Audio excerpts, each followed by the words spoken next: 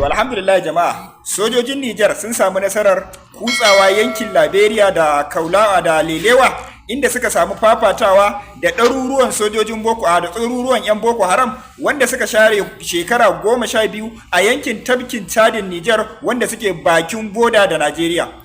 Sojojin Niger dai sun daɗe suna ƙoƙarin kutsawa wannan yankin, amma dalilin ƙarfin da 'yan Boko Haram suka yi da kuma yawan da suka yi har ta kai ta kawo idan suka fito za su kutsa su shiga yankin tafkin Najeriya, wanda ya tilastawa sojojin Niger haƙura da wannan yankin, saboda ko sun je 'yan Boko Haram suna ƙoƙarin guduwa ne su tsallaka Najeriya saboda a nan ne ake ɗaure musu gindi. To cikin ikon Allah dai dakarun sojojin Niger masu albarka, masu jin kukan talakawansu, wanda suke jin kishin talakawansu, wanda ba su yadda talaka ya yi kuka akan rashin tsaro ba ko kuma akan wani tashin hankali. Dalilin da yasa sojojin Niger suka kutsa wannan yankin, akwai wani gari mai suna Gegime wanda yake jihar Difa, wanda ta kai ta kawo zunzurutun karfin da 'yan Boko Haram din suka yi a wannan yankin tafkin Chadin wanda yake tsakanin Niger da Najeriya, har ta kai ta kawo suna shiga Gegime suna iban mutane, wanda kuma wani babban gari ne a cikin Niger. Wanda dalilin haka ne da ya tilasta wa sojojin Niger masu albarka suka kutsa yankin Liberia da yankin Lelewa da kuma sauran yankuna da suke bakin tafkin Chadi, wanda wanda 'yan Boko Haram suka share sama da shekara 12 suna wannan yankin, inda suka fafata suka kashe 'yan Boko Haram da dama, har suka samu nasarar kashe kumandan Boko Haram wato mai suna Abu Umaima, wanda aka fi saninsa da Bakura.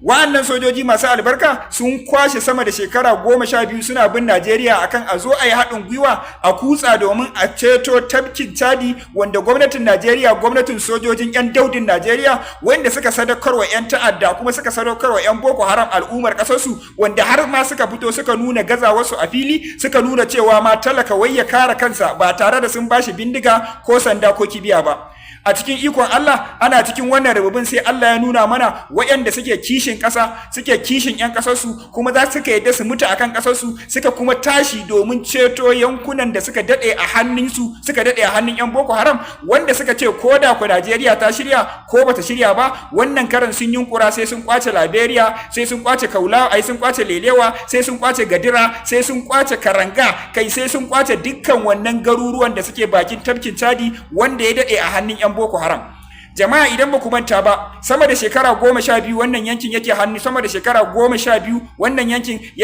'yan Boko Haram, wanda shugaban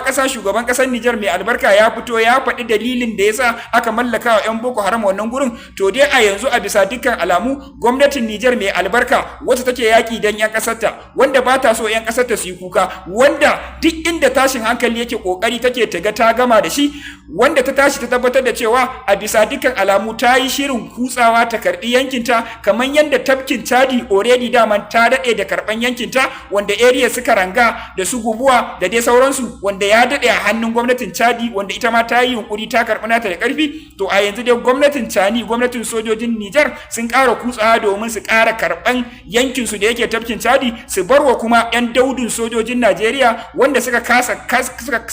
kare talakansu, suka kasa kare 'yan ƙasarsu, suka ƙara ƙirƙiro wa 'yan ƙasarsu bala'in ta'addanci, wanda zunzurutun daudancinsu da kuma gazawarsu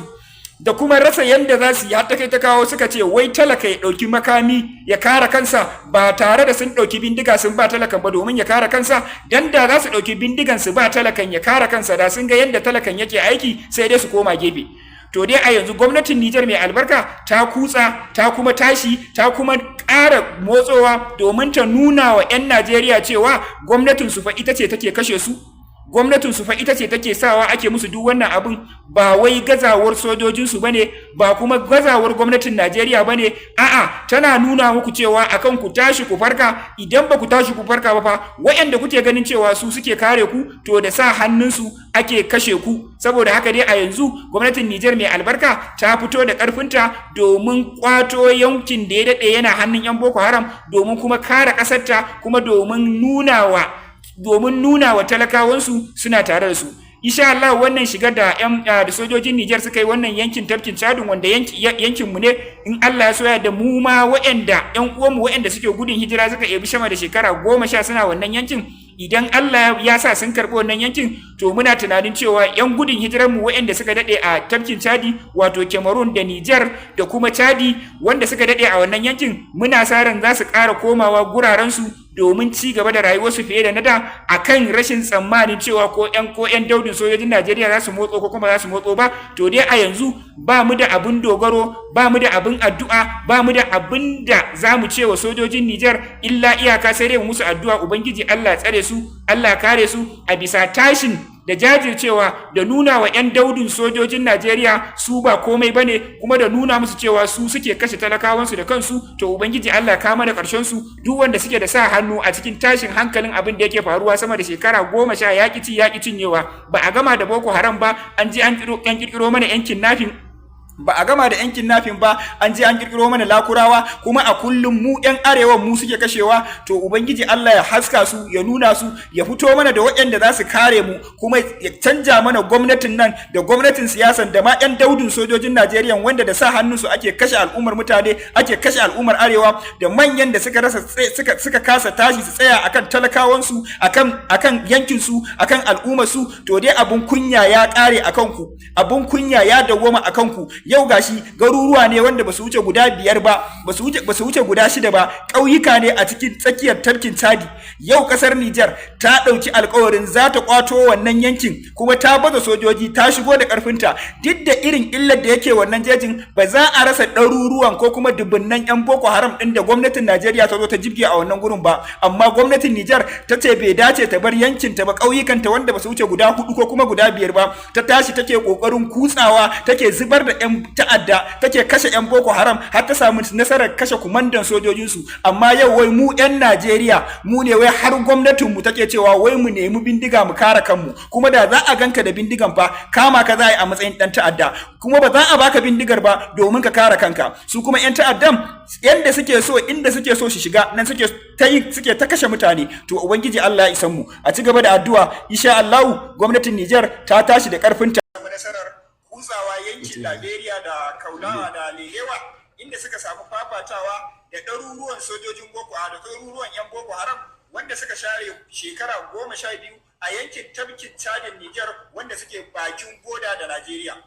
Sojojin Niger ne sun daɗe suna ƙoƙarin kutsawa wannan yankin, amma dalilin ƙarfin da 'yan Boko Haram suka yi da kuma yawan da suka yi har ta kai ta kawo idan suka fito za su kutsa su shiga yankin tafkin Najeriya, wanda ya tilastawa sojojin Nijar haƙura da wannan yankin, saboda ko sun je 'yan Boko Haram suna ƙoƙarin guduwa ne su tsallaka Najeriya, saboda a nan ne ake ɗaure musu gindi. Wannan gaskiya. Allah ne, dakarun sojojin Nijar masu albarka, masu jin kukan talakawansu. Salamu alaikum wa rahmatullah. Lafami kuma farjale ɗin shi, Allah sa na faɗa daidai. Wallahi babu daƙiƙi jahili dabba akuya irin wanda zai zo ya ringa irin ɗan Nijar ɗin da zai ringa zagin Tchani. Wallahi in kana neman daƙiƙi jahili ka samu ɗan Nijar ɗin da yake zagin mulkin Tchani. Ai ku ɗan Nijar wallahi ku ɗaga hannu ku gode wa Allah da ya ba ku Tchani. Ku ɗaga hannu ku gode masa. Don wallahi da irin su Bola Ahmed Tinubu ya ba ku, da tuni Nijar wallahi ta tashi daga aiki. Da har yanzu Nijar tana hannun Bazoum, da tuni ta tashi daga aiki. Nijar ba, wallahi ku gode wa Allah, kuma ku gode wa Tchani abinda Tchani yake yi, kuma ku gode wa sojojinku masu gaskiya da amana. Duk ƙasar da kaga an ci gaba, to wallahi jami'anta ba sa karɓar cin hanci da rashawa. Kana ji fa in aka biyo 'yan Boko Haram ɗin sai su shigo cikin Najeriya, in suka shigo cikin Najeriya sun sha. Saboda mu Najeriya mu ne kwandon shara, mu aka raina. Arewa ma ga kuma wani mutumi da ya addabi Najeriya shi kaɗai, wai Bello Turji. Ga Bello Turji nan har yanzu sun gagara da shi, ina ma batun su Boko Haram. Ina batun Boko Haram, kun kasa da mutum ɗaya Bello Turji. Gaskiya sojojin Najeriya ko I'm so sorry ku ya haƙuri. Da haƙura kuka yi kawai kuka ajiye kuka zo kuka ɗaura zani, da ya fiye muku da wannan adan da kuke da bindiga. In kai nebi ne burinka ka shiga cikin ruwa ka tafi kamun kifi. In kai nebi ne, in kai so lan ami ne kawai ka je cikin bususu ka ebo ka zuba kanka kura ka ringa wai kai ga ka a daji. In kai air force ne burinka ka hau jirgin saman nan a wullo ka dan sauka ƙasa, shikenan a tafa maka. Amma ku kun san me yake faruwa. wallahi ina da yaƙinin sojojin Najeriya sun fi sojojin Niger training, sun fi sojojin Niger kayan aiki, amma duk inda ka ji an ce sojoji sun yi abu kaza a Afirka aka ce to kai shiru kan ka gama jin labarin zaka ce sojojin Niger ne suka kai hari gurin. Wallahi ku gode wa sojojin Niger ɗinku, sannan ku gode wa Tchani, wallahi kun samu shugaba na gari. Ine kowa da kowa fatan alkhairi, dan Allah amin ya ma ake cewa dan tuna me ma suke cewa fartaje din shi, amin fartaje har ya kai fadar shugaba Tchani. Mune wa Tchani Allah sanya alkhairi da kwato wa Niger